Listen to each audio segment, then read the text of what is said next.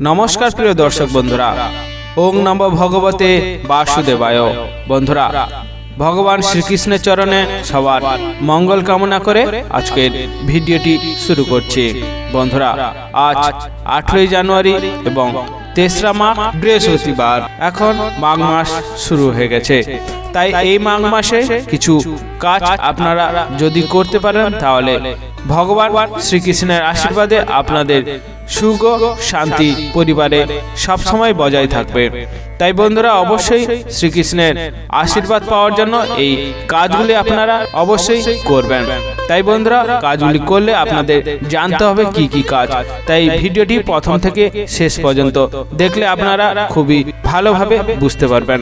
তাই বন্ধুরা, শ্রীকৃষ্ণের আশীর্বাদ পাওয়ার জন্য প্রথম থেকে শেষ পর্যন্ত ভিডিওটি দেখতে থাকুন। বন্ধুরা, সঠিক দিশা এই চ্যানেলে আপনাদের স্বাগতম। ভারতীয় দর্শন শাস্ত্র এবং বিভিন্ন দেবদেবীর পূজার মূল আলোচনার বিষয় এই চ্যানেলে। তাই বন্ধুরা, যারা নতুন থাকবেন অবশ্যই সাবস্ক্রাইব করবেন, পাশে থাকা বেল আইকনটি বাজিয়ে দেবেন পরবর্তী ভিডিও পাওয়ার জন্য। যদি ভালো লাগে অবশ্যই লাইক করবেন, কমেন্ট বক্সে জয় শ্রীকৃষ্ণ লিখতে ভুল করবেন না এবং অবশ্যই বন্ধুদের মধ্যে ভালো লাগলে শেয়ার করবেন। বন্ধুরা, চলে আসা যাক আজকে সম্পূর্ণ বিস্তারিতভাবে আলোচনার জন্য। বন্ধুরা, হিন্দু ক্যালেন্ডার অনুযায়ী এবার মাঘ মাস শুরু হয়ে গিয়েছে 16 জানুয়ারি থেকে।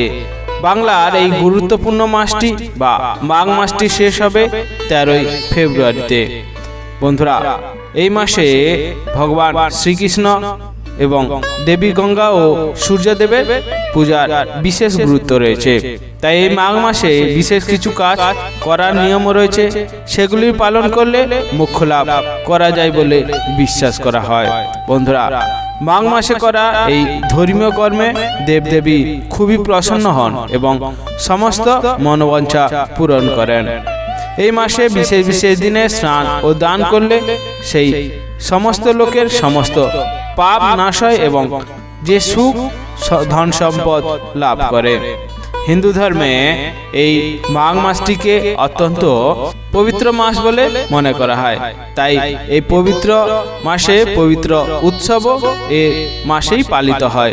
তাই এই মাসে অন্যান্য মাসের তুলনায় অনেক আলাদা। বন্ধুরা, জ্যোতিষশাস্ত্র অনুযায়ী এই বছরের মাঘ মাসে মকর রাশিতে প্রবেশ করেছে সূর্যদেব। তাই হিন্দু ধর্মে এই মাসটিকে অত্যন্ত পবিত্র বলে মনে করা হয়।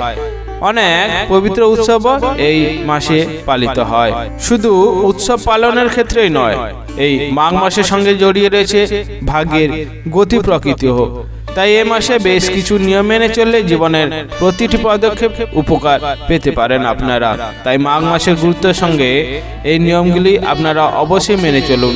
জীবনের মোড় ঘুরে যেতে পারে আপনার। স্বাস্থ্য লাভ ও পুণ্য প্রাপ্তির জন্য মাঘ মাসে এই মাসটি খুব উত্তম বলে মনে করা হয়। তাই এই পবিত্র মাসে দেবদেবী পুজো পাঠের জন্য সর্বশ্রেষ্ঠ বলে মনে করা হয়। তাই এই মাসে করণীয় বিশেষ কিছু কাজের কথা শাস্ত্রে বলা হয়েছে।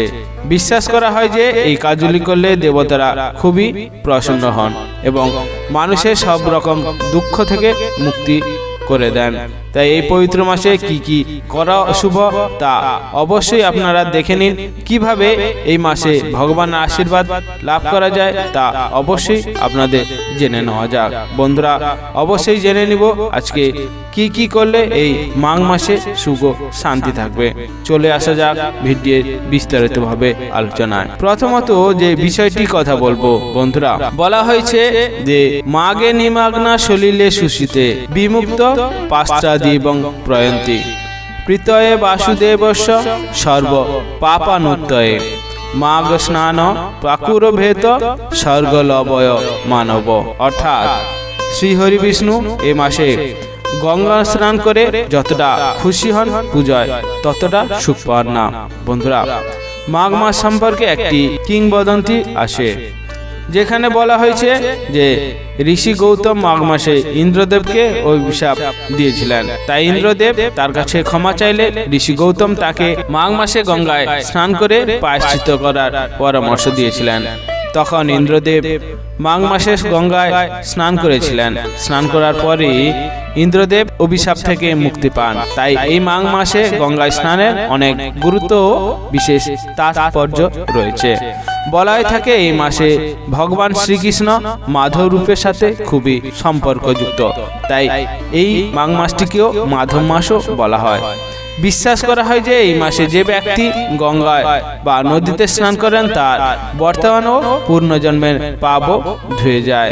বিশ্বাস করা হয় যে মাঘ মাসে দেবতারা পৃথিবীতে নেমে আসেন এবং মানুষের রূপে গঙ্গায় বা প্রয়াগে স্নান করেন। আপনি যদি গঙ্গার ঘাটে গিয়ে স্নান করতে না পারেন তবে আপনার স্নানের জলের সাথে গঙ্গার জল মিশিয়েই বাড়িতেই অবশ্যই স্নান করতে পারেন। সেক্ষেত্রে অনেকটা পুণ্য লাভ করা যায়। সেক্ষেত্রে ভিডিও অনেক আগে দেওয়া আছে, আপনারা চাইলেও সেটা দেখতে পারেন। তাই মাঘ পূর্ণিমা ও অমাবস্যার দিনে স্নান করাকে পবিত্র বলে মনে করা হয়। তাই বন্ধুরা, পারলে এই মাঘ মাসে অবশ্যই আপনারা নদীতে স্নান করতে পারেন। তাহলে আপনাদের ক্ষেত্রে থাকবে সুখ ও শান্তি এবং আপনার মনোবাঞ্ছা পূরণ হতে পারে ভগবান শ্রীকৃষ্ণ বা শ্রী বিষ্ণুর কৃপায়। তাই বন্ধুরা, এই মাসে স্নান যদি করতে পারেন অবশ্যই ভালো। তাছাড়া বাড়িতে স্নান করলে অবশ্যই গঙ্গা জল মিশিয়ে স্নান করবেন। দ্বিতীয় যে বিষয়টির কথা বলবো বন্ধুরা, যেহেতু মাঘ মাস স্বয়ং ভগবান কৃষ্ণের মাস হিসেবে চিহ্নিত, তাই মাঘ মাসে ভগবান শ্রীকৃষ্ণের পূজা খুবই পূর্ণ ফল প্রদান করে বলে জানা যায়। প্রতিদিন সকালে স্নানের পর শ্রীকৃষ্ণকে ফুল ও পঞ্চামৃত অর্পণ করলে জীবনের সব বাধা নাশ হয়ে যায়। মাঘ মাসে প্রতিদিন গীতা পাঠ করা খুবই উপকার বলে জানা যায়। তাই অবশ্যই প্রতিদিন গীতা পাঠ করলে ভগবান বিষ্ণুর আশীর্বাদ পাওয়া যায় এবং জীবনে সুখ সমৃদ্ধি বজায় থাকে। এ মাসে যে যত বেশি বিষ্ণু সহস্র নাম পাঠ করেন এবং গীতা পাঠ করেন সেই ব্যক্তিটি বৃহস্পতির শুভ ফল পাবেন বলে জানা যায়। তাই জ্যোতিষশাস্ত্র অনুযায়ী এই সময় বৃহস্পতি তার নিজের রাশিতে শুভ অবস্থান রয়েছে। এই মাসে বিষ্ণু সহস্র নাম পাঠ গীতা পাঠ করলে বৃহস্পতির আশীর্বাদ পাওয়া যায় এবং দাম্পত্য জীবন সুখের হয়। সেই সঙ্গে সন্তান সংক্রান্ত সমস্যা থাকে, তাদের এই সন্তান সংক্রান্ত সমস্যা থেকে দূর হয়। তাই বন্ধুরা, অবশ্যই যত বেশি ভগবান পুজো করবেন বা ভগবান শ্রীকৃষ্ণের পূজা করবেন তত আপনার ক্ষেত্রে মঙ্গল এবং আপনার পরিবারের সমস্ত সমস্যা থেকে আপনি দূর হতে পারবেন। তাই অবশ্যই এই কাজটি আপনারা অবশ্যই করতে পারেন। তৃতীয় যে বিষয়টির কথা বলবো, এই মাস দান ধ্যানের জন্য খুবই উপকারী বা খুবই প্রয়োজনীয় একটি মাস। তাই এই মাসে প্রতিদিন দান ধ্যান করবেন এবং তার সাথে একটি খাবার আপনাকে অবশ্যই খেতে হবে, তা হলো তিল। বন্ধুরা, এই মাসে প্রতিদিন তিল খাওয়া উচিত বলে মনে করা হয়। সেই সঙ্গে জলে তিল মিশিয়ে স্নান করতে হয় এই মাসে। এর ফলে জলে তিল মিশিয়ে স্নান করলে শনির কুদৃষ্টি থেকে মুক্তি পাওয়া যায় বলে মনে করা হয়। এই জলে তিল মিশিয়ে স্নান করলে অনেক মানুষ পুণ্য লাভ করে। এছাড়া মাঘ মাসে প্রতিদিন তুলসী পূজাও করা উচিত। সকাল সন্ধ্যা তুলসীর সামনে ঘিয়ের প্রদীপ একটি জ্বালাতে পারেন। এর ফলে তুলসী দেবীর আশীর্বাদে বাড়িতে থাকে ইতিবাচকে থাকার ফলে বাড়িতে সবসময় সুখ ও শান্তি বজায় থাকে। এছাড়া আপনাদের অর্থনৈতিক অবস্থাও বেশ মজবুত হয় এর ফলে। বন্ধুরা, আরো বলা হয়েছে শনির অশুভ প্রভাব দূর করার জন্য প্রতি শনিবার দুধের সাথে কিছুটা তিল মিশিয়ে ওং নমো ভগবতে বাসুদেবায় এই মন্ত্রটি জপ করতে করতে অসুস্থ গাছে নিবেদন করুন। তাতে আপনার সমস্ত খারাপ সময় দ্রুত শেষ হয়ে যাবে এবং শেষ হয়ে যাবে শনির কুদৃষ্টি বা অশুভ প্রভাব। তাই এই কাজটি যদি করতে পারেন আপনার ভালো, যদি না করতে পারেন সেটা আপনার বিষয়। বন্ধুরা, অবশ্যই এই মাসে তিল জাতীয় খাবার আপনারা খাবেন এবং তুলসী দেবীর পূজা করবেন এবং এই কাজটি যদি করতে পারেন সেটি আপনার ক্ষেত্রে মঙ্গল হতে পারে। বন্ধুরা, চতুর্থ যে বিষয়টির কথা বলবো, এই মাসে দানের একটি গুরুত্বপূর্ণ মাস। তাই এই মাসে দান করা আপনাদের ক্ষেত্রে বা আপনাদের পরিবারের ক্ষেত্রে মঙ্গল হয়ে দাঁড়াতে পারে। তাই এই মাসে সমাজের দুস্থ ও পিছিয়ে পড়া মানুষদের অন্নদান করলে তা খুব শুভ ফল দেয় বলে মনে করা হয়। তাই মাঘ মাসে গরম বস্ত্র বা কম্বল, চাদর দান ইত্যাদি করা অবশ্যই উচিত। তারপরেও আপনারা তিল দান করলে খুবই উপকারী বলে মনে করা হয়। এর জেরে শনির অশুভ প্রভাব দূর হয়ে যায়। এই সময়ে শনি রাশি পরিবর্তন করতে চলেছে, এমন পরিস্থিতিতে এই জিনিসগুলি দান করলে শুভ ও ফলদায়ক হয় বলে জানা যায়।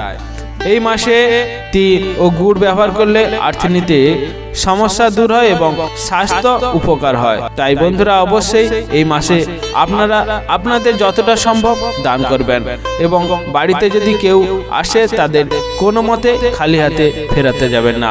বন্ধুরা মনে করা হয় এই মাসে দেবদেবীরা মানুষের রূপ নিয়ে এই মর্তধামে নেমে আসেন।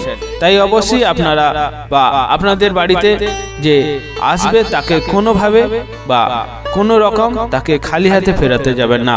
আপনার যতটা সামর্থ্য অনুযায়ী আপনারা দান করতে পারেন। এর ফলে ভগবানের আশীর্বাদ এবং পুণ্য লাভ করা যায় বলে জানা যায়।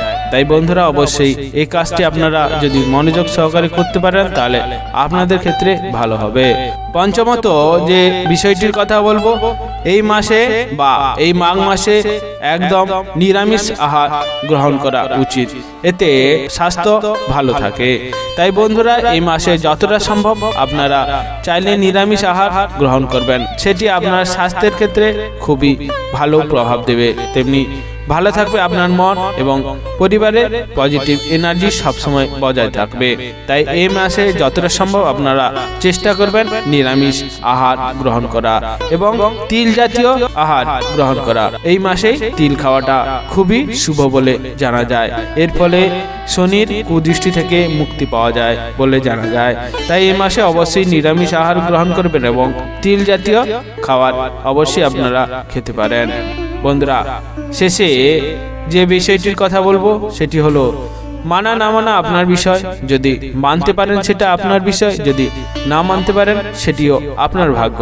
তাই বন্ধুরা যদি মানতে পারেন সেটি আপনার ক্ষেত্রে মঙ্গল এবং আপনার পরিবারের ক্ষেত্রে মঙ্গল হতে পারে। তাই অবশ্যই এই কাজগুলি আপনারা মনোযোগ সহকারে করতে পারেন। বন্ধুরা ভিডিওটি শেষ পর্যন্ত দেখার জন্য ধন্যবাদ। আপনাদের সবার মঙ্গল হোক এবং ভগবানের কাছে সবার মঙ্গল কামনা করে আজকের ভিডিওটি শেষ করছি। সবাই ভালো থাকবেন, সুস্থ থাকবেন। ধন্যবাদ।